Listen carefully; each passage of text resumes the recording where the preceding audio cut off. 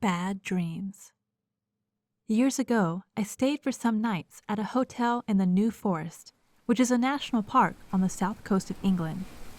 The hotel was a large, former hunting lodge built sometime in the 19th century. I felt very uncomfortable in my room, and almost as though there were others there with me or someone watching me. I am not the kind of person that is normally given to such feelings, but they were very strong and extremely uncomfortable. I was with a large group staying there, and speaking to others after the first night, many felt the same. That first night, it took me a long time to fall asleep, and for the first time in my entire adult life, I could not bring myself to turn out the lights before I went to bed. When I eventually fell asleep, I had the most vivid dreams that felt extremely real, of being in a trench somewhere during the Great War and hearing the constant banging of explosions and of artillery pieces firing. I woke up feeling extremely distressed and with a cold sweat.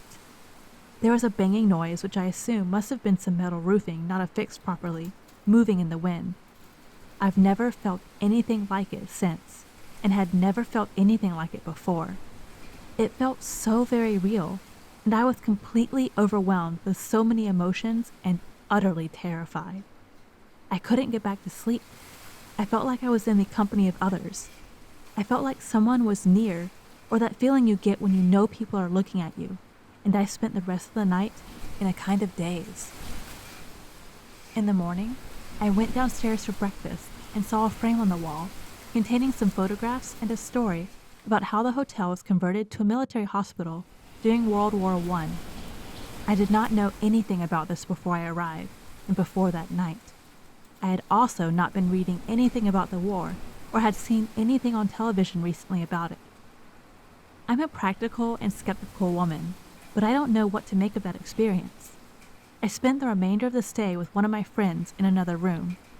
The oppressive atmosphere and general feeling of something wrong and frightening to me did not lift, and my friend who I stayed with was also afraid and was glad of me to stay with them in their room.